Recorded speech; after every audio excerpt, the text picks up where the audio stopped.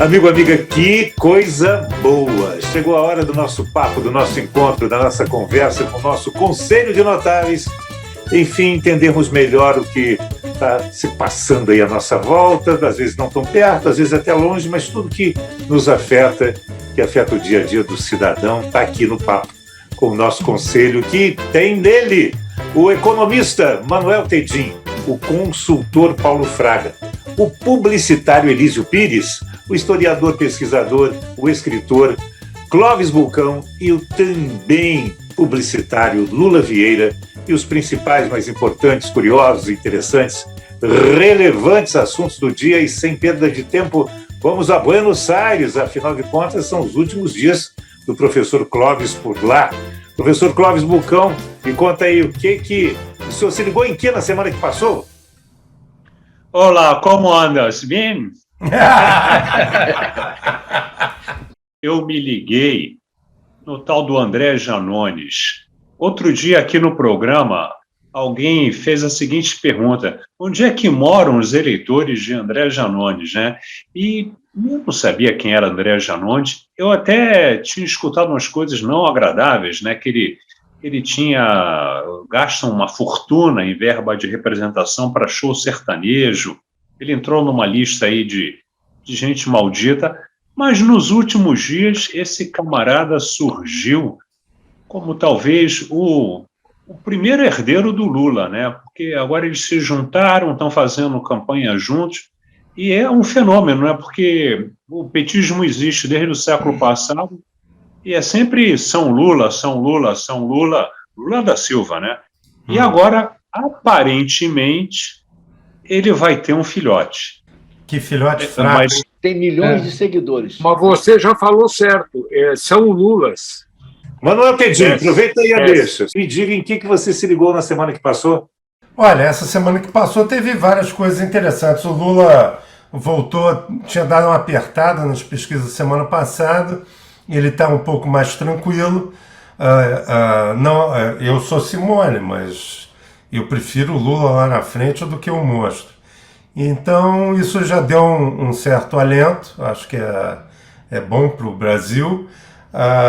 Enfim, as coisas estão andando. O Trump está com chance de ser preso, né? Porque descobriram lá que ele de fato cometeu crimes ao retirar aqueles documentos da Casa Branca. Vai ser um pouco Al Capone, né? Que matou um monte de gente e foi preso porque sonegou imposto de renda.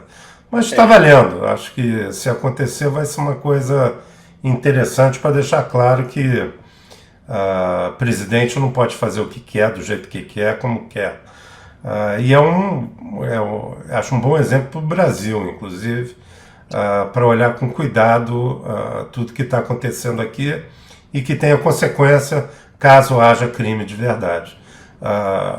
Eu acho uma boa sinalização. E não estou aí dando uma de Elísio, num tom mais positivo. Está aqui no Globo de hoje que o Rock in Rio deve gerar receita de mais de 800 milhões para a cidade. 800 milhões de reais é muito dinheiro. É um troquinho. Dá para tomar 2 chopps até. Dá para fazer uma campanha de vereador no interior. Agora, interessante que eles estão tão organizados que nem o transporte, nessa edição, eles vão usar do município. Eles vão ter um transporte particular para levar quem for ao Rock in Rio, é claro, dos terminais, de onde vão chegar as pessoas pelo transporte coletivo. Antes era BRT, agora eles vão fazer por conta própria. É um investimento importante, né, Barbosa? Eu não consigo nem imaginar a quantidade de dinheiro. Própria infraestrutura é uma coisa enorme. Eu não vou nem morto. Eu costumo ir, porque eu sou convidado, fico na sala VIP bebendo Coca-Cola, mas nós temos um know-how invejável. Eles acumularam ao longo do tempo um conhecimento de importância mundial. Impressionante, é muito impressionante.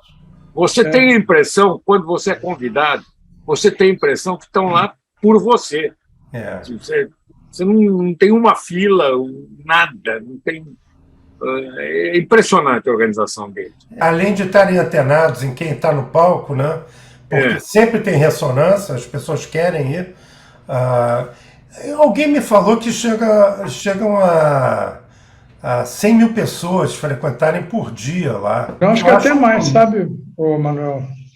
É uma quantidade de gente importante. Pegando o que vocês estão comentando, na edição passada eles tinham linhas de opções de transportes que eram pagas e com alguma conveniência. E o transporte público ainda funcionava de uma maneira meio precária, mas do jeito que está agora, eles estão tendo esse cuidado adicional de quase que privatizar o acesso das pessoas ao evento, que é o que vocês estão dizendo, é um espetáculo e tem muita gente que precisa ser devidamente atendida, né? Você ligou em que na semana que passou? Então, eu estou acompanhando aí meio um pouco à distância, não tão empenhado em pesquisas, nessas coisas do lado da política, e duas coisas bem legais. Uma, Dia dos Pais, pelo que o dia representa, sob o ponto de vista de referência, de valores um pouco, dessa coisa da família, né, que está tão maltratada nos tempos mais recentes. E a outra coisa boa é o Flamenguinho, sou obrigado a comentar, entendeu? E que no Dia dos Pais o nosso Elísio ali está com a mão cheia falando do resultado, entendeu? Infelizmente a gente tem coisas boas para falar, né? Pior é que o resultado não é só isso, não. O resultado é isso e isso. Então, aproveita aí, Elísio. Mão na massa. Se ligou em que na semana que passou? Foi o lançamento da candidatura do Bozó, que foi fazer o lançamento aonde? Minha Juiz cidade. de Fora. Meus conterrâneos, boa tarde a todos vocês. E outra coisa, ele até pediu para ver se soltavam da cadeia o Adélio, mas não soltaram, então não teve aquele destino. Ainda fez outra coisa incrível, lançou o Paulo Guedes ao Prêmio Nobel de Economia. Isso não foi ele, não. Isso é um movimento vergonhoso. Mas ele também. Agora, outra coisa muito importante nesse momento é a promessa do Rodrigo Garcia, lá em São Paulo, candidato a governador de São Paulo e o atual governador, que disse que vai devolver o ICMS para os mais pobres. Então, pobre comprar qualquer produto que tem ICMS, depois recebe de volta o ICMS, que ele vai pagar, né? E outra coisa que ele também se diz é eleitor arrependido do Bolsonaro. Essa é uma declaração dele recentíssima. Eu queria também destacar duas frases muito interessantes. Uma do Queiroga, que disse: não saiam por aí matando macacos. Para tal da varíola do macaco. E outra frase Muito bom. que eu quero destacar, coisa seríssima, é uma frase da Anitta. Ouviram a frase da Anitta, não? Não. A Anitta disse que agora estou jogando videogame com o Chega! A frase dela está na internet. Como assim? Agora, tem um aparelhozinho que põe lá atrás e fica mexendo lá com as imagens todas. É sensacional. É engraçado? No mínimo, uma frase profunda. Obrigado, Mas Lula, isso por pode, aparecer. Barbosa? Pode? Agora... Poder não pode, mas já foi, né? Fazer o quê? Não dá para voltar, então tá bom. Não, vamos fazer uma diferença. Jogando videogame com o ânus. Pronto. isso. Tá. Lula Vieira nos salve nesse momento de aflição, né? E me diga que se ligou em que na semana que passou? Eu fiquei em cima do Ibope, do antigo Ibope. Eu estava muito preocupado com os números da pesquisa. Isso pode significar várias decisões por parte do eleitor mais consciente, e era importante que não parecesse que o nosso presidente atual tivesse uma fase de ascensão. Felizmente, os números são positivos. Mas, a respeito dessa conversa, que o Elísio e o Manuel têm muito, eu repito uma frase do Churchill. Eu vou votar no Lula porque, se Hitler invadir o inferno, eu me alio ao demônio. Eu não tenho a menor dúvida que eu sou lulista desde criancinha, coisa que não é verdade. Mas nessa circunstância eu não vou desperdiçar meu voto. Não, e os demônios, Lula, só para lembrar, os demônios tomaram conta do Planalto lá atrás. Ô Lula, me diga uma coisa, você já votou no Lula nas eleições anteriores? A primeira votei sim. Depois de desistir, realmente ele me decepcionou. Ele não fala outra coisa, ele diz, pô, o Lula Vieira está puto comigo, mas mesmo que ele nem saiba, eu estou decepcionado com ele. O Brasil é um país da renovação, das novas lideranças, né? Esse atual presidente que entrou porque ninguém queria o Lula, e agora a turma traz o Lula de volta porque ninguém quer esse, né? Nós temos N alternativas, é um espetáculo isso, entendeu? Outra coisa que eu só ressalto, não tem nada com o que eu me liguei, é que todos os políticos, né, que estão em má posição falam mal da pesquisa.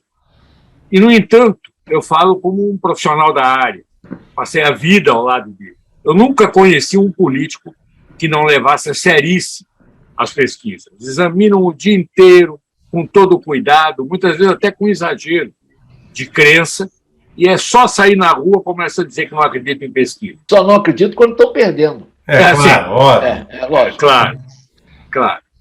Mas eu acho que esse BOP deu um certo alívio, né, em quem estava muito preocupado com a ascensão do Bolsonaro. Mas não pode ficar tranquilo não, hein, Lula? Não pode. Pegando um pouco essa questão da política, eu acho que lhe foi ontem ou hoje uma nota, e aí eu queria perguntar ao nosso professor Clóvis Bulcão, que a situação na Argentina é uma situação difícil, com inflação nos últimos 12 meses da ordem de 71%, e a população na linha de pobreza saiu de 14%, foi para 37%. Como é que você está vendo o quadro aí na Argentina, hein, ô Clóvis? Está mais tranquilo do ponto de vista político, com as mudanças. Eu diria que o Alberto virou um ex-presidente. Hoje todas as cartas estão nas mãos do Sérgio Massa, que virou um super ministro. Mas é curioso, eles anunciaram outro dia a inflação do mês passado e foi mais alta do que a inflação da Argentina. Mas mais alto que da Venezuela, desculpa. Bom, agora está esclarecido. Bom. Gravíssimo, né?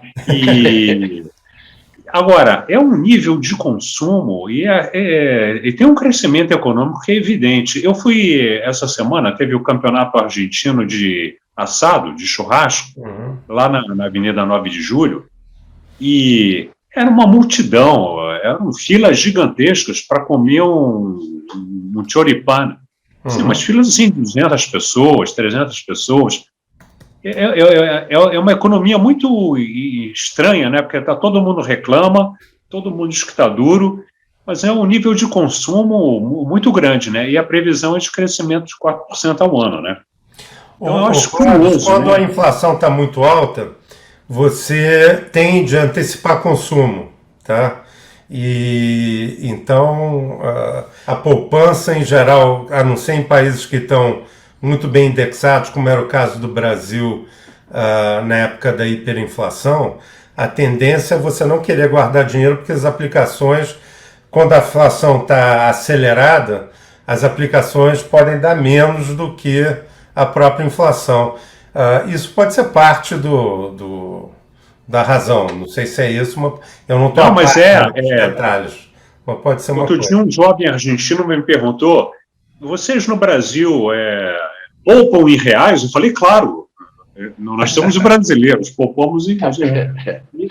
E esse jovem me falou a seguinte coisa: quando eu fico com mais ou menos equivalente a R$1.000 na minha conta, eu não consigo dormir, porque eu tenho certeza que eu estou perdendo dinheiro.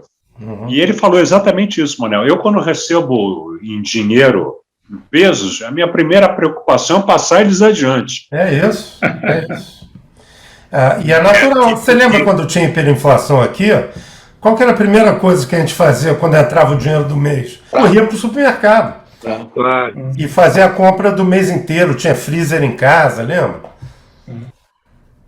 Outro dia uma senhora no supermercado puxou conversa comigo e falou assim, essa massa de tomate aqui rende mais do que dólar.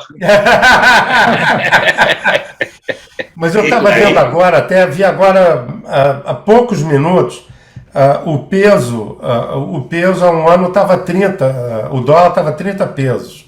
Agora está quanto? Na casa de 300. Bobagem, né? Uma bobagem. Mas quando eu bebia, eu fazia um investimento em vinho, né? E que era para lutar contra a inflação.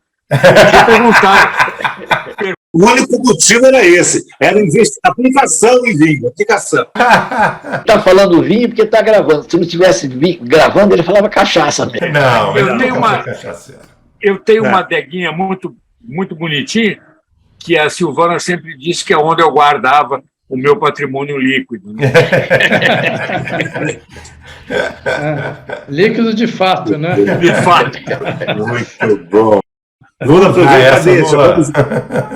vamos ler o que nos próximos dias? Eu tenho duas sugestões. Uma, para quem se interessa pelo problema da educação. Aqui em casa, a minha mulher é uma casa frequentada por educadores e são todos preocupados com o problema da educação no Brasil, que é gravíssimo. E o Antônio Góes, do Globo, escreveu um precioso livrinho, A Que Ponto Chegamos, que é um raio-x perfeito da situação do ensino, da educação no Brasil, que é a única maneira que a gente tem de garantir o nosso futuro. Eu recomendo... O Antônio é um craque, hein? Craque. É um craque. É o craque. Ele é quem no Globo cuida dessa área. Mas há um livro delicioso de ler, para quem tem um pouco mais de idade, acima de 50 anos, que é esse livro... Você falou dele semana passada. Mas eu volto a falar. Eu estou lendo... Grande figura. Mas o livro sobre educação do Antônio Góes é de ler e chorar, né? É pior do que uma novela mexicana, porque mas muito bem analisado, ele conhece os dados, ele sabe da teoria, conhece o que estão fazendo. O Antônio sabe tudo de educação, cara, muito bom. E é fundamental a gente pensar nisso, porque é a esperança que a gente tem. A gente pode poder dizer, né? Nós estamos mal, o país está mal, mas a gente está cuidando da educação, coisa que atualmente nós não podemos ter essa felicidade ou esse antídoto à pressão, à tristeza. Não tem nada mais importante, Lula, do que isso? Não tem não. São os nossos filhos. Netos. É o nosso presente e futuro. Né? É tudo junto. Isso. Isto posto, vamos ao ponto. Lula, a que ponto chegamos? Aliás, o livro mexe com essa frase que a gente conhece de um jeito, mas ele escreve de outro, né? O ponto a que chegamos. Ele monta diferente, né?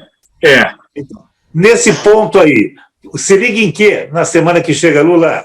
Por ligações familiares e por interesse profissional, embora eu não possa, este ano, trabalhar em política, meu patrão, meu contratante, pediu para que eu não me aproximasse da política, porque eu tenho que manter uma posição equidistante, mas eu vou estar ligado no começo da propaganda eleitoral. Vai ser um começo complicado, perigoso, as pessoas vão... os candidatos, principalmente a presidência da República, principalmente Bolsonaro, vão apelar para mentira, o fake news, para a criação de um clima muito perigoso nas relações das pessoas. Eu vou estar ligado nisso. Eu tenho a esperança de que a gente consiga sair em paz, ou pelo menos com poucas feridas dessa fase pré-eleitoral e durante a campanha eleitoral, evidentemente. Amém, amém. Clóvis Bulcão, você, se liga em que na semana que chega, Clóvis? Eu vou seguir o relator Lula, o São Lulinha nosso aqui, e vou ficar muito ligado. Daqui a pouco tem a posse do lá no TSE. É, do TSE, do Alexandre Moraes, né? O Alexandre Moraes. Presença dos dois, né? Será? Está confirmado já. Está confirmadíssimo? Um vai sentar no colo do outro. Eu não sei quem vai ficar ainda, mas talvez eles vão alternando. Fica um pouquinho, depois troca, depois volta, entendeu? Vamos ver o clima. Já é um bom termômetro do que vem pela frente, né? Porque realmente essa campanha eleitoral, eu acho que vai ser de um baixo nível, assim, inédito. Né? Tomara que o senhor queime a sua língua, professor Clóvis. Ele está com a língua afiada, como sempre, entendeu?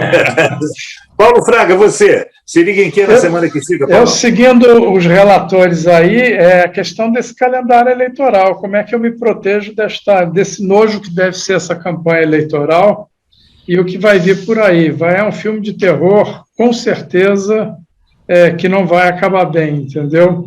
E o outro aspecto e aí muito atento, cheio de esperança, que é o calendário dos Jogos do Flamengo, né? No Brasileiro, na Copa do Brasil e na Libertadores. Flamengo! E esse é um candidato de boa qualidade, pode ser que tudo dê certo, entendeu? Vamos ver o que vem aí pela frente. Tá bom. Elísio Pires, você, se liga em que na semana que chega, Elísio? Eu me ligo nos princípios, diretrizes e compromissos. Sabe o que é isso, não? Não. O programa de governo dela. Foi lançado ontem. E quero destacar uma coisa muito importante no programa de governo dela, que é a criação de uma poupança para trabalhadores informais, que é uma coisa muito mais avançada do que chamado Auxílio Brasil, né? Isso vai sendo acumulado como o FGTS. É a mesma coisa. Isso. Né? É um FGTS. Isso é brilhante. Trabalhadores informais. Achei uma ideia realmente magnífica. Elisa, é uma excelente ideia. Isso faz parte de um programa escrito pelo Vinícius Botelho, Fernando Veloso e Marcos Mendes, há uns 6 meses, mais ou menos, talvez um pouco mais, que se chama Responsabilidade Social para o Governo. É uma mudança de perspectiva, aprimora o Bolsa Família e cria todo um sistema de segurança social para trabalhadores informais. É espetacular, você tem toda a razão. Eu achei a ideia mais brilhante, embora tenha outras coisas, como, por exemplo, a implementação real, né, do ensino médio, né, que não foi implementado novo até hoje, está no programa também, e também a recriação do Ministério do Planejamento, que eu acho uma coisa... Porque você pensa o seguinte, o empregado ele tem o seguro-desemprego, ele tem FGTS, ele tem algumas coisas, 13º... O informal não tem nada, né? Não tem nada. Então você gera a possibilidade de se criar uma âncora, no fundo é um seguro para quando ele estiver sem trabalho. Com certeza. Na hora de uma recessão ele pode usar. Nessa linha eu estou ainda com o Paulista, naquela história da renda mínima, que é um grande projeto, né, que está sendo discutido há anos e nunca se chegou a uma conclusão. Mas, né? Elis, eu não sabia disso, mas intuo a base, eu acho perfeitíssimo você dar um mínimo de garantia. Acho brilhante. E tinha esta cara de esmola, de bônus, etc. Não tem nada a ver com esmola, exatamente. Não tem nada a ver com esmola. Vamos deixar claro o seguinte, quem é trabalhador informal e está abaixo da linha da pobreza, ainda terá direito a complementar a sua renda de um Bolsa Família, que provavelmente vai voltar a ter esse nome. Enfim, é uma complementação, é uma coisa que é assim, meio óbvio, né? Ninguém... Acho uma grande sacada da campanha, uma grande sacada. O que vocês estão dizendo me impressiona, é verdade. Eu nunca pensei nisso. E ouvi pela primeira vez agora com Elise. E eu intuo que seja isso. E considero uma ideia realmente genial. Ô Lula, as pessoas sempre cometem um erro, assim, de uma maneira geral, falar, vamos fazer uma política de emprego, é sempre emprego, tem que ser trabalho. Trabalho é um conceito muito mais amplo do que emprego, porque incorpora todos os trabalhadores autônomos, pequenos empresários e tal, quer dizer, incorpora a informalidade no bojo. Se liga aqui na semana que chega, Manuel. Eu estou ligado também nos resultados das pesquisas, estou ligado nos programas de governo e quero ver como é que vai começar a campanha eleitoral, que não sei se é semana que vem, acho que é na outra. Não, já começou. Rádio na televisão, não, mas na TV. A campanha já começou na TV. Semana que vem, já na casa dos mas a campanha já 23 começou por aí. hoje. Começou hoje, a partir de meia-noite começou a campanha hoje. Né? Isso. Mas eu estou ligado na TV, como é que isso vai ser e qual vai ser a repercussão nos números, né? Então é importante, isso é fundamental. E estou ligado para ver se o Trump vai dançar mesmo ou não, porque ele fez muita barbaridade. Tentou comprar voto. Seria ótimo, ou será ótimo que ele... Teve 6 de janeiro. Tomara que aconteça alguma coisa para restabelecer a solidez da democracia americana. A gente podia lançar a campanha Tranca o Trump. Mas, Lula, sabe o que o Manuel quis dizer com esse comentário a respeito do Trump? Que o Trump só faz trampalhadas. Essa foi terrível, mas foi para fechar. Isso é fechar as cortinas, para encerrar. Como diz o meu amigo Lula Vieira, não há degraus a descer. Não, agora não. Eu diria que é para abrir as cortinas, essa trampalhada. Paulo, ele falou fechar as cortinas porque ele gosta de mim, que na verdade era para fechar o caixão. Né? Para fechar em cima. Meus amigos, semana que vem a gente volta com o bom humor de sempre, porque se não for divertido, a gente não quer. Aconteça o que acontecer, a gente tem de estar enfrentando as coisas com muita disposição e sempre com algum bom humor, que ele não pode faltar. Conosco, aliás, não podem faltar esses craques, nossos super debatedores dos assuntos daqui e nossos consultores, o consultor Paulo Fraga, o economista Manuel Tedim, o historiador, pesquisador e escritor Clóvis Vulcão e os publicitários Lula Vieira e Elísio Pires. Semana que vem eles estarão de volta para a nossa felicidade e eu também, que não sou bobo nem nada. Não esqueça de se inscrever no nosso programa, dar o seu like se gostou, dislike se não gostou, criticar, sugerir, participar com a gente. É um prazer ouvir você e estar com você aqui no Se Liga, que volta semana que vem. Até lá! Tchau, tchau! Se liga!